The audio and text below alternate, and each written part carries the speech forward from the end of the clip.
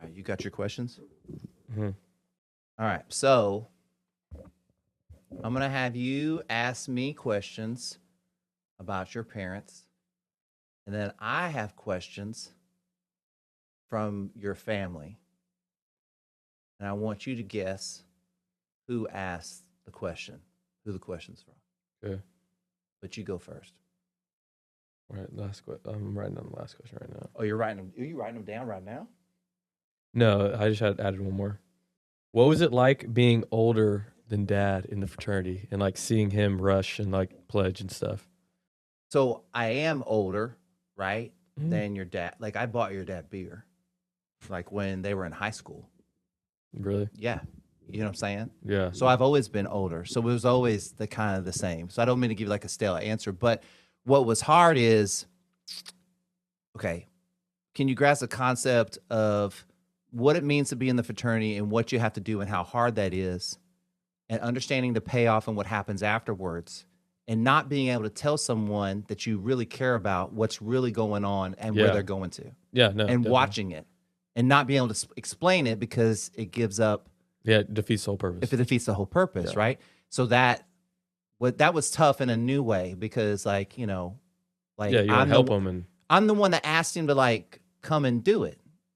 You know what I mean? So it's kind of like you're like, you asked me to come do this. I'm like, yeah, my bad. You know what I in mean? due But like, time. In due time. hey, Yeah. it'll be fine. And you're trying to convince him the whole time that it's going to be fine. You know what I mean? Yeah. All right, you going to let me go? Yeah. Go ahead. Okay. What's the most embarrassing thing you've ever done? Now, this is two-part. You answer the question, and you have to tell me who asked that question. So answer it first. Yeah, go ahead and answer it, and then you can guess who asked me that. Oh, I can't even tell you the real embarrassing. I can't even. Well, give me. I mean, give me something you can give me, or tell me, explain around the most embarrassing thing. This happened recently, actually. We were in Cabo, and I got food poisoning, and we were in the middle of a restaurant, and I sharted like myself, like bad, like it was literally like leaking out of my pants. So what did you do? I took Sarah's hoodie off, and then I wrapped it around, and like there was like Cabo's full of just beautiful girls. So like I'm walking back from the restaurant to the like our room, like with a Texans hoodie around my waist, like a little dork, and I have poop running down my leg, and it's like I cannot let these girls know that I just sharted myself. They were in the bathroom at the restaurant? Well, it was in my pants. Like I couldn't like I had no change of clothes. I know, but couldn't you like freshen up a little bit before you walked out? No, because like literally like it was like a circle around my butt. What color was your shorts? Pink. So it was like even worse. It was like brown. It was like literally brown. Yeah. It was, yeah. And I know that was dad because he's always trying to ask like what's embarrassing about me so he can embarrass myself. Hey, it was not your dad. Really? It was Reed? Mm-hmm. Yeah. It was Reed or dad. I know it was Reed or dad. He Reed, if it was Reed that I was asking, he wants me to say something I can't say on camera. Oh, because he knows. Because he's always asking me about those kind of questions. Okay, so the most embarrassing thing you've done that you cannot say on camera, Reed probably already knows because you've probably told him in private. I mean, you've given yes up, and no. There's something easy about that information, son. He might use it against you next. No, I can keep my secrets with him. He's funny. All right, you got a question? You got a question for me? What were dad and mom like in college? Like together or just in college? Yeah, just like their college experience. How were they? Well, you know, from your point of view. Well, you know, for like for a good part, they weren't dating. Yeah. And then for like a part, they were like secretly dating, which we kind of, I mean, like everybody kind of knows things, but there's no confirmation. And then it became official, and then that also shifted it in another way. But I think, back to our conversation, the more things change, the more they stay the same. Yeah. Your parents had the same level of like being responsible and being smart about what you do and thinking forward and stuff like that. And at the same time, you know, your dad was in the fraternity. Your mom was a white rose, like, you know, like, yeah, you know what I mean? Like they partied with all the rest of us. They made dumb mistakes like all the rest of us and stuff. I think that's just all part of the experience. You know what I mean? Yeah. I mean, I would, you know, Do you still think they're like pretty much the same? Like they haven't changed much. Like when it comes to like partying or having fun. I think, I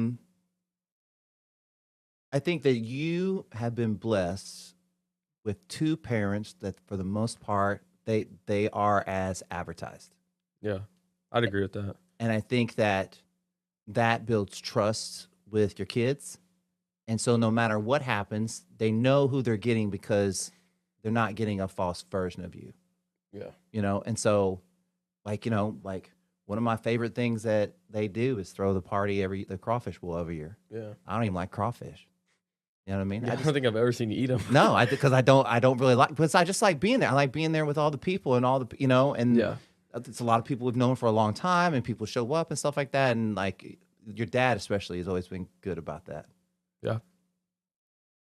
Your dad knows how to party. Yeah. I learned that in Cabo. Did he party hard in Cabo? Oh yeah, he got sick from trying to stay with me. No, he did not. Yeah, I swear to God, we had like a night just me and him in Cabo at the bars, and he was trying to keep up. And next morning he was Okay, so he was like a sloth. okay, so tell me. So y'all go out. You and him go. Have y'all been drinking during the day, Yeah, I mean, yeah, off and on? like consistently, but it's not like we were chugging or anything. Yeah, you throughout just the like day. having drinks throughout the day. Okay, and then what time do y'all go? Kind of. Well, we went to dinner, and then after we went gambling. Wait, did you in shit? Mexico. Is this when you shit your pants? Or was No, it no. a This was different the day? first day. This was the first night. Okay. We go gambling at like this shady ass like casino Was that in your Mexico. idea or his idea? My idea. Yeah. He threw in like 100. I threw in 100. He's playing roulette the whole time. I'm playing blackjack and Ultimate Texas Hold'em, and we're just having a good time. And then after, we had drinks at the casino, and like we were a little tipsy. Couple drinks at the casino. Yeah, and we got a little tipsy. Okay, so everybody's feeling good. Yeah, we're feeling good, and then you're feeling good. Yeah. And you can tell your dad's feeling good. Yeah. So we walk out after like this. When you go to Mexico, everybody's trying to sell you cocaine and Molly. Yeah. So it's like we're just like the whole time, like we're like the only white dudes in there, and they're just like trying to sell us cocaine. Is your dad like no? No. He keeps saying I want it, and I'm like I don't want y'all's Mexican cocaine. I don't know what the hell that is. Like I don't know what you're cutting that with. I don't want that. What's this guy doing over here, man? Yeah, no. And so like I'm getting like embarrassed, whatever, because it's like they're like they won't stop bugging me about like buying it off them. I'm like I don't know, get the fuck away from me. And so like we walk out the casino, and we're like, both of us just at the same time, we're just like, I need a cigarette right now. So we run to the convenience store and get a pack of cigs, menthol, Camels, and we walk out and we just chain smoke the whole pack. You and your dad? Yeah. While we're just hitting up every bar on the like little party area, just getting drinks. We got a hookah. Like he was hitting a hookah. I've never like we were just doing jack shit. Like it was just we were all over the place. And then we get back to the hotel after we've just been bar crawling and getting drinks everywhere. He's super drunk. I'm wasted. And like we wake mom up because we're like so loud. And like we're talking, like we're making jokes with mom. We're like, yeah, we just did so much cocaine. We just did so much Molly. And mom's like, I know dad's told me for the past 30 minutes. Because dad went home early because he was like crashing. He couldn't hang anymore. I was upstairs at like the hot tub place, still drinking. And I walked back to go to bed because I was like starting to crash too. And that's when we wake up mom because he got out of the shower. And she's like, I know he's been telling me about all the things that happened for the past 30 minutes. He keeps repeating himself. And I'm just like super drunk. Like, oh my God. Like we were just having a good time. I mean, like, but I mean, I gave him props. Like he's 45 and he was keeping up with me for the most part. Like we were going drink for drink. He was pretty hungover in the morning. Like he felt like shit. I was fine. Those hookah and cigarettes are probably not. Yeah, good no, either. it was cigarettes for sure. Because even I was like, I don't want to smoke. Little headache. Yeah. All right, hang on. Okay, there's a good one. If you could spend one day in someone else's shoes, who would it be? I don't know. I'd probably say, like, what comes to mind is like an NBA All-Star.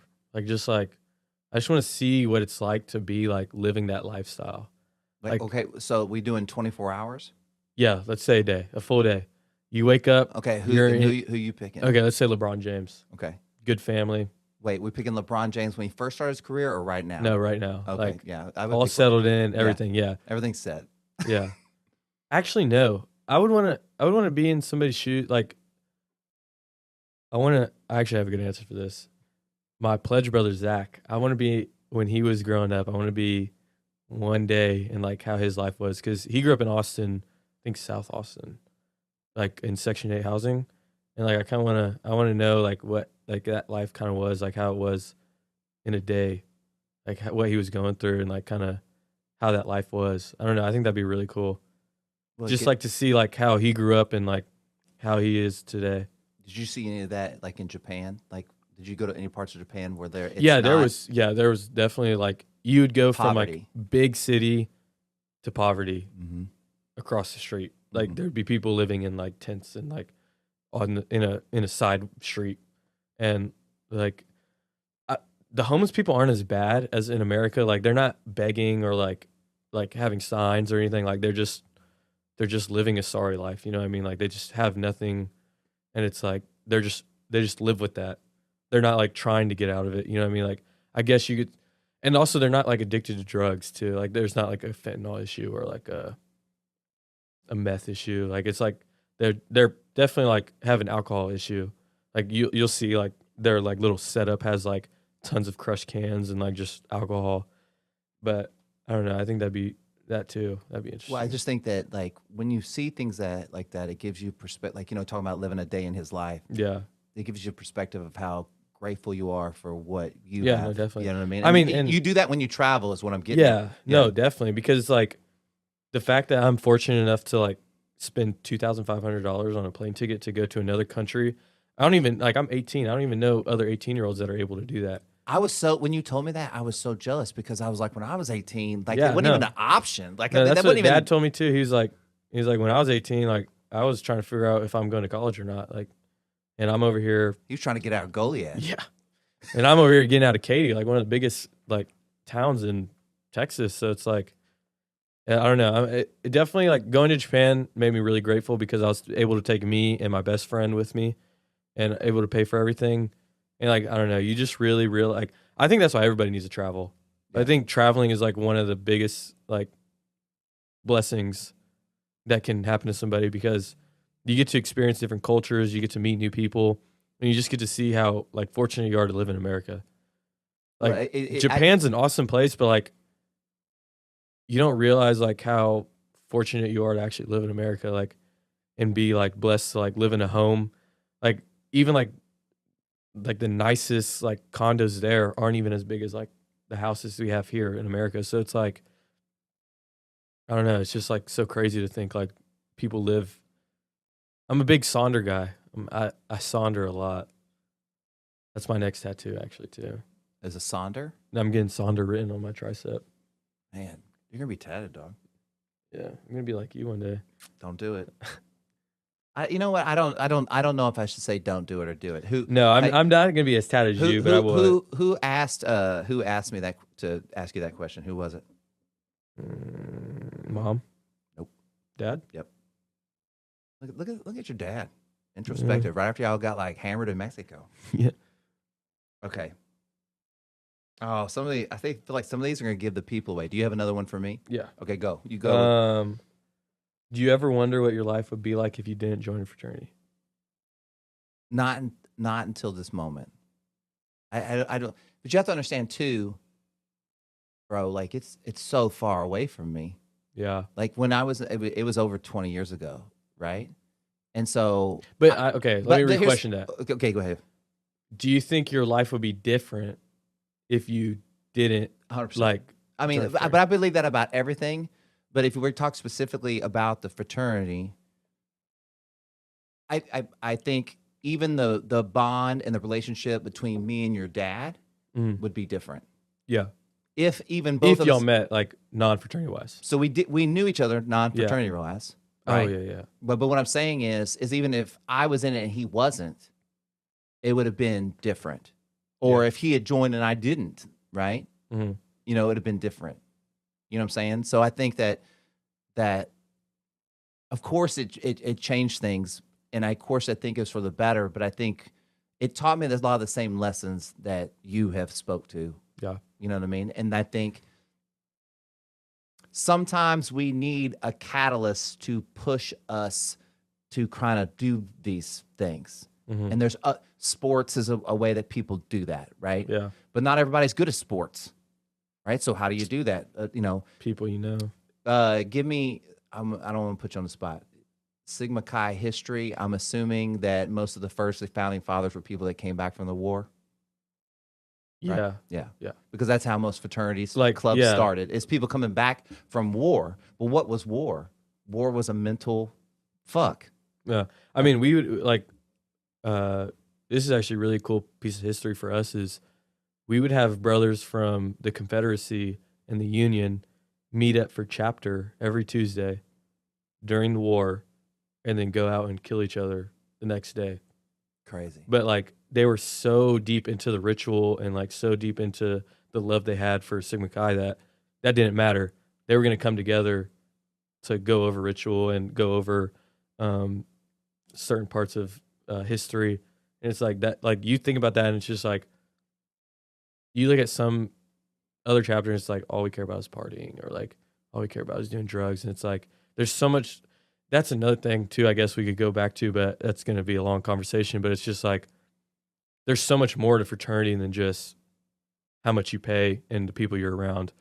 Like if you really take it really serious, like you can, like, it's really in depth. There's a lot of history behind it. Like everything has meaning. And it's like, it all comes back to like being like, just appreciate everything that comes with it. Because it's like, there's so much to it. You can't, like, you could talk for hours about it. Well, I think there wouldn't be as many of them and they wouldn't be as popular if it wasn't turning out something positive. Mm-hmm. You know what I mean? And I think that also hasn't changed. Yeah. Right? The positive, especially in the business world too. Yeah, the positive influence of what a club or a group can do for the collective whole. Yeah. Is everywhere. Right? Yeah. Okay. What's the best compliment you've ever received? Probably my maturity. I don't know. I'm not to like self gloat, but like I feel like I don't know. I think my mom and dad put me in a position to where it's like they matured me really fast. Like a lot of times like people don't even think I'm 18 because like it's not even because of my face or like the way I dress or the way I look. It's like the conversations they have with me. And I think that's really like something that mom and dad did a really good job about is like just teaching me the right principles and like the right responsibilities that a lot of people don't have, like especially my age. Like I'm 18, but I feel like I'm a lot. And I think too, this is another thing why I go for like older women is just because I feel like more connected to them. Like I have conversations with 18-year-olds and I'm like, I feel like I'm talking to a brick wall. How old are we talking? Like 21, 22. Oh, yeah, old.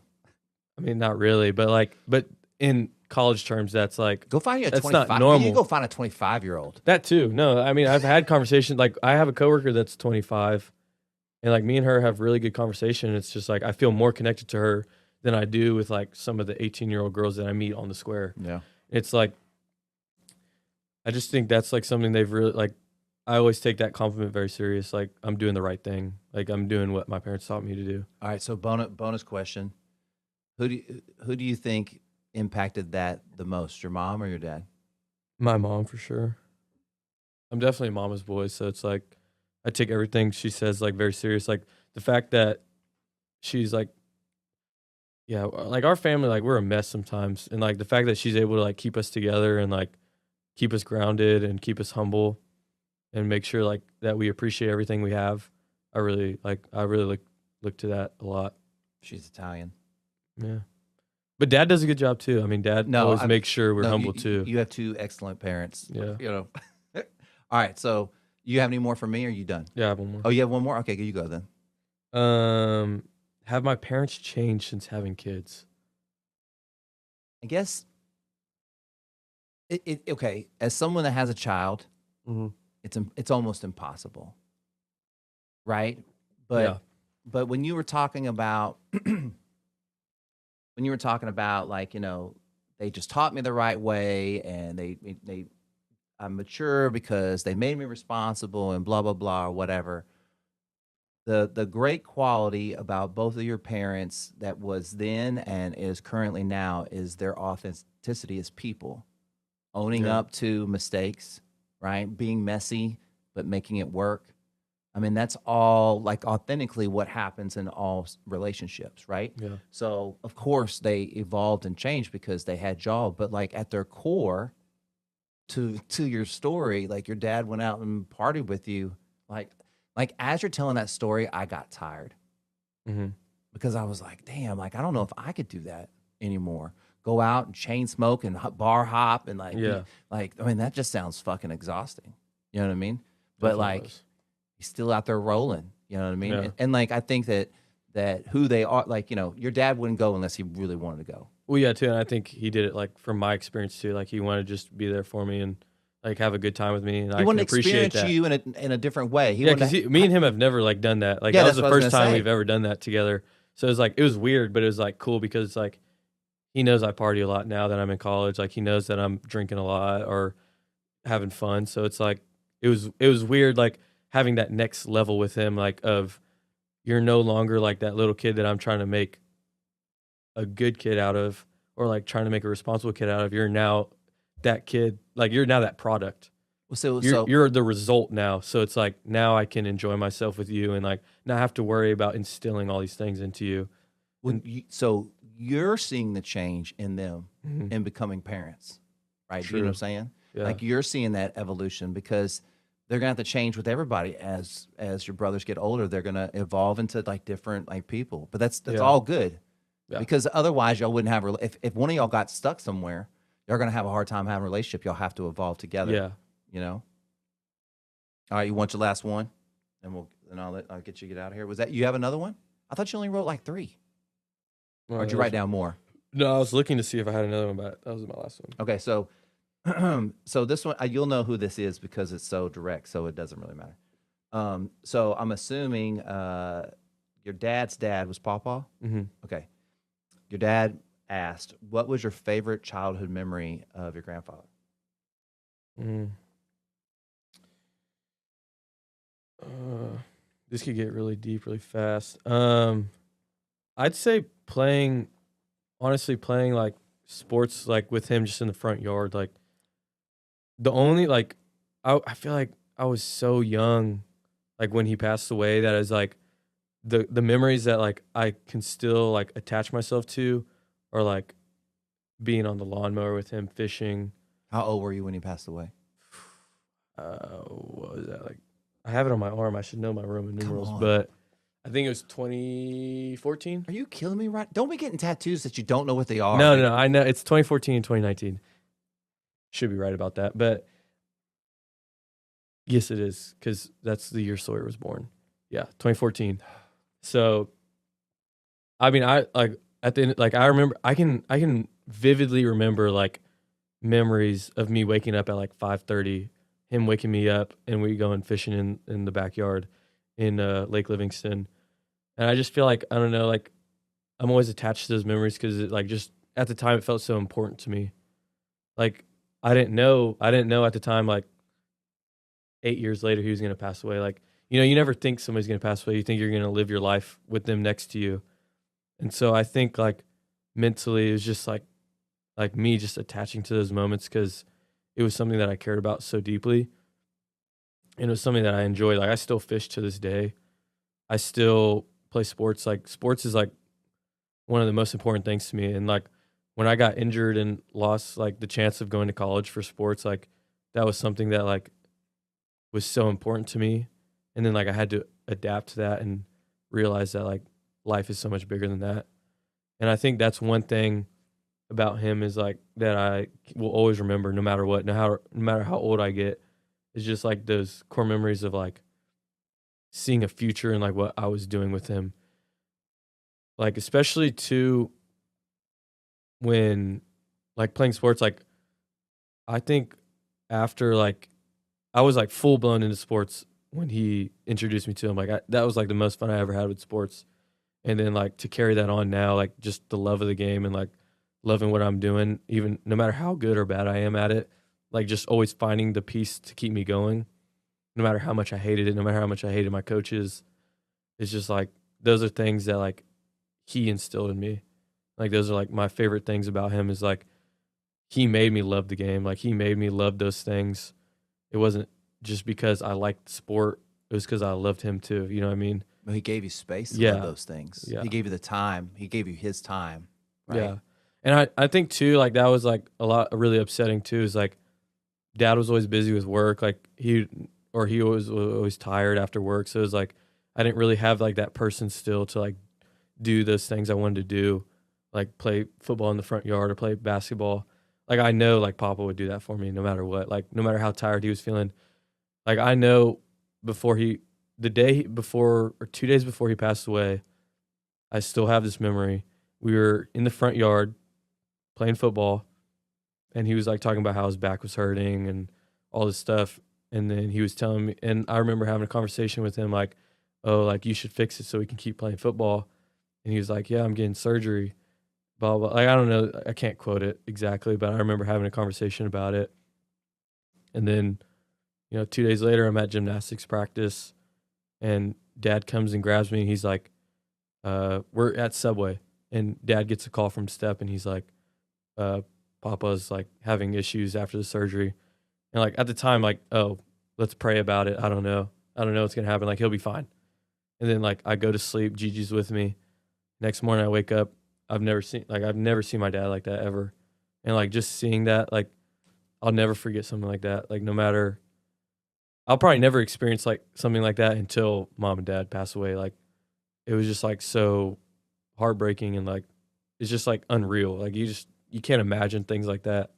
And it's like just being able to like not forget about him is like really important to me. That's why I have him and Gigi tatted on my arm, is like, even if I forget their face one day, like they'll always be a part of me no matter what. And I think that's why tattoos like mean a lot to me too, is because everything I have, it has meaning to me, and everything I get is like personal, and I can keep to my heart, and like I'll never forget. So it's like that's a really big thing for me.